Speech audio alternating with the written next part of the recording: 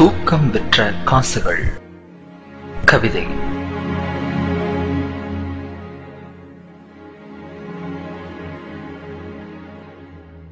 இருப்பவனுக்கோ வந்துவிட ஆசை, வந்தவனுக்கோ சென்றுவிட ஆசை. இதோ அயல் தேசத்து ஏழைகளின் கண்ணீர் அழைப்புதல். விசாரிப்புகளோடும் விசா அரிப்புகளோடும் வருகின்ற கடிதங்களை நினைத்து நினைத்து பரிதாபப்படத்தான் முடிகிறது. நாங்கள் பூசிக்கொள்ளும் வாசனை திரவியத்தில் வேண்டுமானால் வாசனைகள் இருக்கலாம், ஆனால் வாழ்க்கையில் தூக்கம் விற்ற காசில்தான் துக்கம் அளிக்கின்றோம். ஏக்கம் என்ற நிலையிலேயே இளமை கழிக்கின்றோம். எங்களின் நிலாக்கால நினைவுகளை எல்லாம் ஒரு விமான பயணத்தினூடே விற்றுவிட்டு கனவுகள் புதைந்துவிடும் என தெரிந்தே கடல் தாண்டி வந்திருக்கிறோம். மர உச்சியில் நின்று ஒரு தேன்கூட்டை கலைப்பவன் போல் வார விடுமுறையில்தான் பார்க்க முடிகிறது இயந்திரமில்லாத மனிதர்களை. அம்மாவின் ஸ்பரிசம் தொட்டு எழுந்த நாட்கள் கடந்துவிட்டன. இங்கே அலாரத்தின் எரிச்சல் கேட்டு எழும் நாட்கள் கசந்து விட்டன. பழகிய வீதிகள், பழகிய நண்பர்கள், கல்லூரி நாட்கள் தினமும் ஒரு இரவு நேர கனவுக்குள் வந்து வந்து காணாமல் போய்விடுகிறது. நண்பர்களோடு ஆற்றில் விரால் பாய்ச்சல், மாட்டு வண்டி பயணம், நோன்பு நேரத்து கஞ்சி, தெல்கா, பம்பரம், சீட்டு, கோலி என சீசன் விளையாட்டுக்கள். ஒவ்வொரு ஞாயிற்றுக்கிழமையாய் எதிர்பார்த்து விளையாடி மகிழ்ந்த உள்ளூர் உலகக்கோப்பை கிரிக்கெட். இவைகளை நினைத்து பார்க்கும் போதெல்லாம் விசாவும் பாஸ்போர்ட்டும் வந்து விழிகளை நனைத்து விடுகிறது.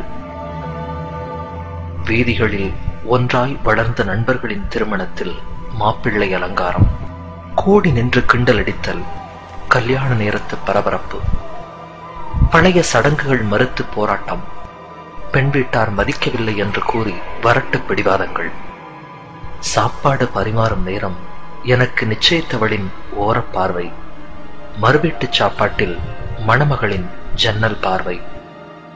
இவை எதுவுமே கிடைக்காமல் கண்டிப்பாய் வரவேண்டும் என்ற சம்பிரதாய அழைப்புதலுக்காக சங்கடத்தோடு ஒரு தொலைபேசி வாழ்த்தினூடே தொலைந்து விடுகிறது எங்களின் நீண்ட நட்பு. எவ்வளவு சம்பாதித்தும் என்ன, நாங்கள் அயல் தேசத்து ஏழைகள்தான். காற்றிலும் கடிதத்திலும் வருகின்ற சொந்தங்களின், நண்பர்களின் மரணச் செய்திக்கெல்லாம் அரபிக்கடல் மட்டும்தான் ஆறுதல் தருகிறது. ஆம், இதயம் தாண்டி பழகியவர்களெல்லாம் ஒரு கடலை தாண்டிய கண்ணீரிலேயே கரைந்து விடுகிறார்கள். இறுதி நாள் நம்பிக்கையில்தான் இதயம் சமாதானப்படுகிறது. இருப்பையும் இழப்பையும் கணக்கிட்டு பார்த்தால் எஞ்சி நிற்பது இழப்பு மட்டும்தான். பெற்ற குழந்தையின் முதல் ஸ்பரிசம், முதல் பேச்சு, முதல் பார்வை, முதல் கழிவு, இவற்றின் பாக்கியத்தை தினாரும் திருகமும் தந்துவிடுமா? கிள்ளச் சொல்லி குழந்தை அழும் சப்தத்தை தொலைபேசியில் கேட்கின்றோம். கிள்ளாமலேயே நாங்கள் தொலைவில் அழும் சப்தம் யாருக்கு கேட்குமோ?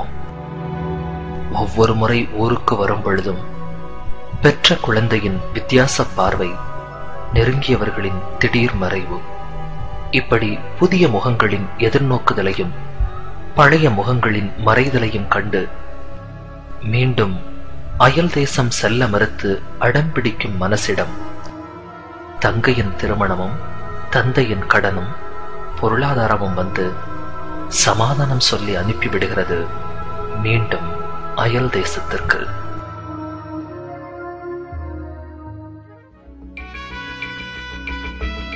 தூக்கம் விற்ற காசுகள். கவிதை கேட்டீர்கள். எழுதியவர் துபாயிலிருந்து ரசிகவ் கே ஞானியார்.